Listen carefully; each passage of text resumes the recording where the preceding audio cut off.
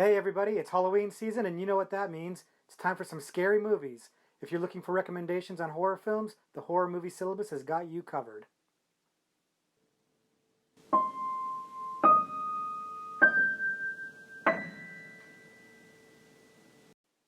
Hello everybody, happy Halloween and welcome to the Horror Movie Syllabus. If you're new here and you want to know a little bit about what the syllabus is all about, you can go ahead and check our intro video. I'll leave a link to that in the description below. But today's video is going to be a little bit different than what we normally do. People often come up to me and ask me for horror movie recommendations around this time of year. They come up to me and say, Professor. Well, they don't actually call me Professor, but they ask, what's a good movie for me to watch on Halloween? This gave me the idea to go ahead and just do a video about it and give everybody some recommendations for Halloween. Plus, it was an opportunity to do something a little bit different from our normal horror movie syllabus videos.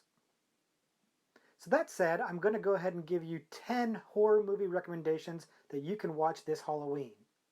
Some of these movies are going to be on the horror movie syllabus, some of them are not. Some of them are going to be Halloween themed, some of them are not. But all of them should wind up being a pretty good time for you to watch. I'm hoping most of my recommendations will be new to you, or at least something you haven't already seen. You won't see me recommending Halloween, for example, because I think that's kind of an obvious choice for the Halloween theme, and well, hopefully you've seen it before. And if you haven't, by the way, shame on you, you should have already seen that. But then if you haven't, go see it and see the 2018 sequel to it as well. The 2018 sequel also called Halloween, confusingly enough. But watch both of those this Halloween if you haven't already. Another movie that I was going to recommend but ultimately decided not to was The Nightmare Before Christmas, because again, I'm pretty sure you've seen it before, or if you haven't, you've got plenty of other people recommending it to you. Again, shame on you if you haven't seen it. Go see that. It's actually really good. So let's go ahead and get into the movies I actually am recommending to you. First one I want to talk about is an animated kids movie that I think is actually really worth watching even if you're not a kid. And that's Monster House. Monster House is a fun animated movie about kids on Halloween who come across a house that is more than just haunted. It actually wants to eat them. It's a lot of fun. It's a good one for little kids to watch because it's not too scary, but it's surprisingly better than you would think it is. And as an adult, I actually really enjoyed that one. Now, I said I wouldn't be recommending Halloween on this list, but I am going to recommend Halloween 3. Now, the reason why I'm making the distinction between Halloween and Halloween 3 is fairly obvious if you're familiar with the series. Basically, Halloween 3 is the only movie in the Halloween series that doesn't feature serial killer Michael Myers. At the time the movie was released, it was a big problem for fans. We did not like the movie not having Michael Myers in it. The first two movies had Michael Myers, so we naturally assumed that Part 3 would also have him as well. Perhaps if they had turned the franchise into an anthology series starting with the second movie, we would have rolled with it much better. But by putting Michael Myers in the second film, nobody wanted to see them go away from that formula. That said, while it was much maligned at the time that it came out, people have really come around to it in recent years, realizing that on its own, it stands as a pretty nifty horror film.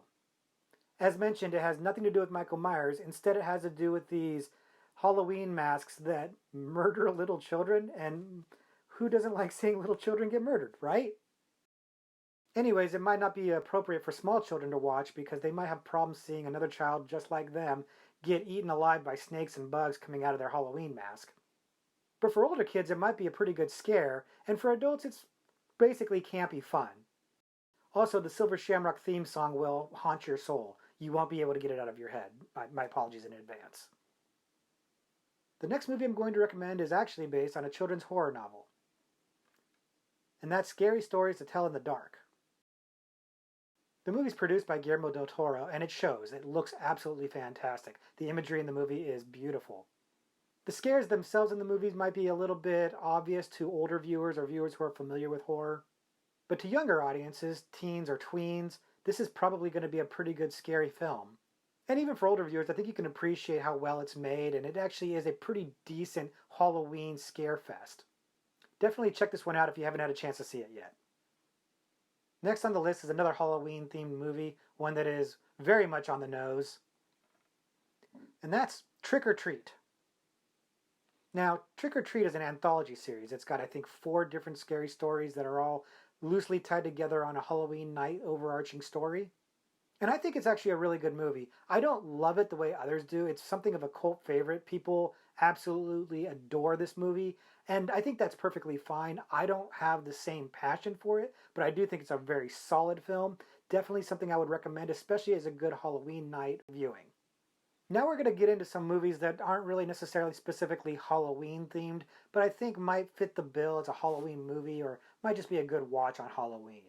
The first one I'm going to mention to you is a movie called Escape Room. Now, I'm not going to lie to you.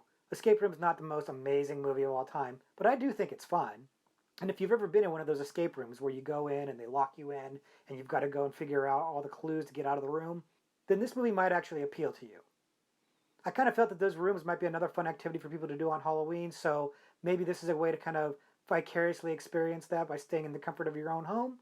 It's not terribly complicated as a movie. It's not a very deep movie or anything that is definitely revolutionary.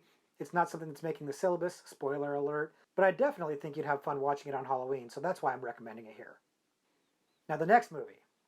The next movie. The next movie is I Know Who Killed Me. There's a good chance you haven't seen I Know Who Killed Me. All I'm going to say is Lindsay Lohan plays a one-legged stripper with a robot leg. That's all I'm going to say.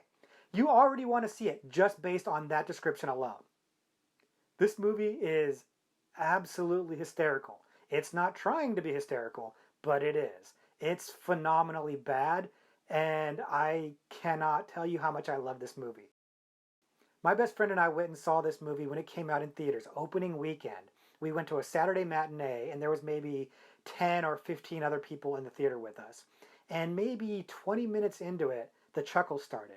About 10 to 15 minutes after that, people were full on laughing in the theater. It's actually one of the best movie theater experiences I've ever had in my entire life.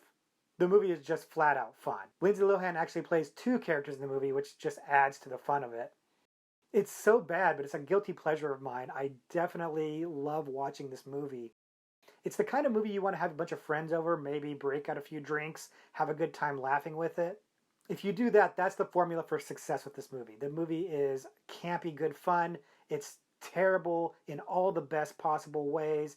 And if you do sit down and watch it, by all means, in the comments, let me know how it went. Let me know your experience. Let me know what you thought of it. I'm dying to find out.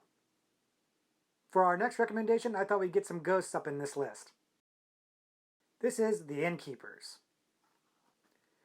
This is another movie that I think a lot of people probably haven't seen. It's made by Ty West, a director who I am a big fan of, and probably somebody that I'll spend a little bit more time talking about on the Horror Movie Syllabus channel. It's about a haunted inn that's about to close down, and the two employees that are kind of amateur ghost hunters who want to figure out if they can have one night where they can find some actual scares or actual hauntings. This movie is all about mood. It's just a really well-made film with really good performances. It's kind of got a little bit of a throwback to an 80s vibe, even though it's a much more modern film than that. I like this film a lot. It's one of my favorite ghost movies. I definitely think you guys should check it out if you haven't seen it already. It's a really good time. The next movie I'm recommending was a Netflix original, and it kind of caught me off guard. It's The Perfection. I had never heard about this movie before I saw it on Netflix, and boy was I surprised at how good it was. It stars Ashley Williams, and if you've seen her in Get Out, you know how good she is as an actress, and she's really good here. And it's a movie about classical musicians and the extremes to which they'll go through in order to be as talented as they can possibly be. To say more than that would spoil the film, and I definitely don't want to spoil it for you. Best to go in cold and a little bit blind so that you can be as surprised as I was when I saw it. I like this movie very much, and I started telling people about it almost immediately after I saw it. If you have Netflix, it should be fairly easy for you to watch. I don't know if it's available easily outside of Netflix. As you saw, I have the DVD of it, but that was not an easy thing to track down at all. But hopefully you do have Netflix and you can check it out. It's definitely not one for the kids. It's a little bit more gruesome than the average movie, so definitely exercise a little bit of caution with letting the whole family watch it. But if you are a horror film aficionado or a horror buff, this one might be one worth checking out for you. For our 10th movie, I've selected another one that kind of caught me off guard and surprised me. Incident in a Ghostland. Incident in a Ghostland, also sometimes just called Ghostland, is the story about a family that suffered a home invasion earlier on and is suffering from the traumatic effects years later. Again, I don't want to say too much about it and spoil anything for you, but I absolutely loved this movie. It's directed by Pascal Laugier, the director of the infamous Martyrs, a movie that I adore, and a movie that will be talked about quite a bit on the Horror Movie Syllabus. This movie is admittedly not as good or as deep as that movie, but it's still very brutal, very shocking, and a bit of a tough watch, I'm not going to lie to you.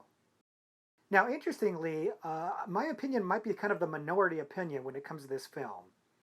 I watched and read some reviews about it, and it seemed like the general consensus was that the movie was only okay or maybe even not good to a lot of people. I'm not quite sure why other people didn't like it so much. I love it. I think it's a great film. I'm recommending it here. So that's 10 films you guys can check out on Halloween. But I thought I'd throw in one extra film just because I recently watched it and it seems like, unlike Incident in a Ghostland, people are loving this film. The film's called Host, and it's a Shudder original. If you're not familiar with Shudder, it's a platform streaming service kind of like Netflix, but exclusively for horror films. The entire movie takes place on a computer screen where you're watching a Zoom call amongst a bunch of friends doing a seance. It's a fun gimmick, but personally I thought it was done better in the movie Unfriended. That said, it is well acted, and it's a fun little horror film, and at only an hour long, it's not too much of a time commitment. The reviews for this one have been absolutely outstanding. I didn't love it. I think, again, because I think Unfriended is the better film. But I didn't hate it. I did have a good time. It wasn't a waste of time. Again, only an hour of time, so it wasn't a waste of that hour. So I'm going to go ahead and recommend it to you, just in case you guys think it might be fun to watch, and because everybody else is probably going to be recommending it. So that's going to do it for Halloween movie recommendations. If you like this kind of format, let us know. Maybe we'll do some more things like this in the future for other holidays. I'm already thinking about doing a Christmas horror movie recommendations list.